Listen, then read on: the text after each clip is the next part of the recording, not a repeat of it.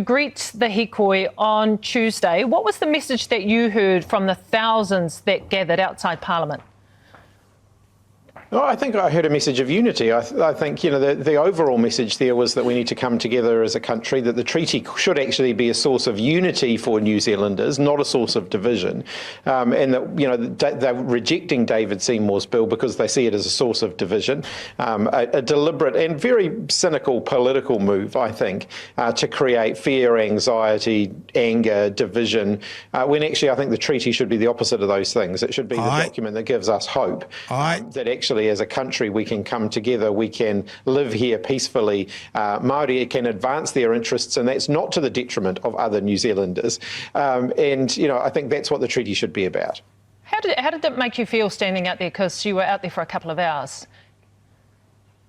Yeah, so I stood there for the whole thing. So I was there for about 3 hours, and actually, what I heard from the speakers, and it was a broad range of speakers as well, Māori and non-Māori speaking there, was that overall message of unity, that overall message of let's come together as a country and let's not let this divide us. And I think it was a real slap in the face to David Seymour, because that's exactly his intention. Let's be clear, his intention is to create division. It's to create a wedge for political purposes.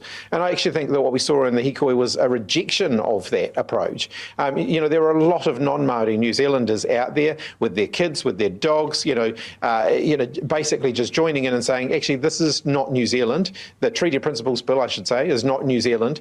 This is New Zealand. Yeah, us coming together, us celebrating each other, us backing each other up.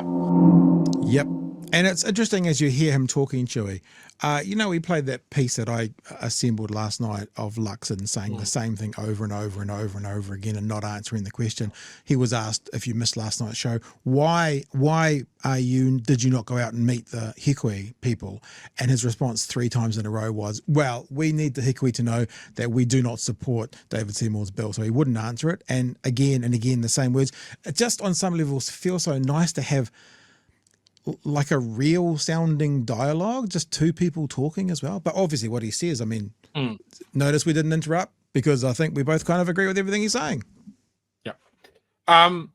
Look, a lot of this doesn't get through. So I do recommend people check out the Parliamentary TV clips from Question Time. Chippy has been on this.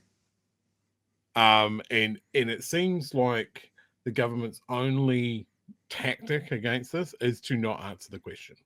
Yeah. Like I saw one the other day with Luxon where Hipkins was just going, well, basically, why do you stand by this? Do you agree with this? Do you realize that you brought it into existence? All of this sort of stuff. And then he barely stands up to say, we're not supporting it past the first reading. And it's like, well, that actually wasn't the question at all. Yeah.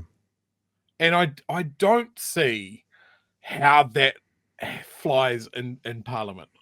Like there should be something there that goes, no. Answer the damn question. Like it's literally the question. Do you stand by it? Yes. Well, remember what Julianne told us, Julianne Gento, Green MP on last week, and she was saying sometimes they don't even answer the question. They give them, they say, go to this link and you'll get your answer. So they don't even answer the question. They make the person asking the question do the research to find their own answer.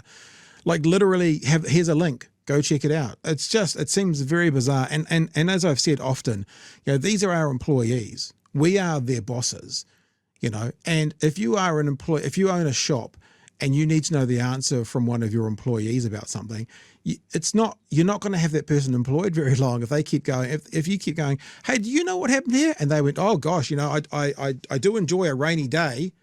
No, do you know what happened in the shop? We're trying to figure something out. Oh yeah, isn't sunshine lovely? If they literally don't answer it, your employer, you're going to be a bit like, well, maybe you're not part of the team here. Maybe you're not the right person.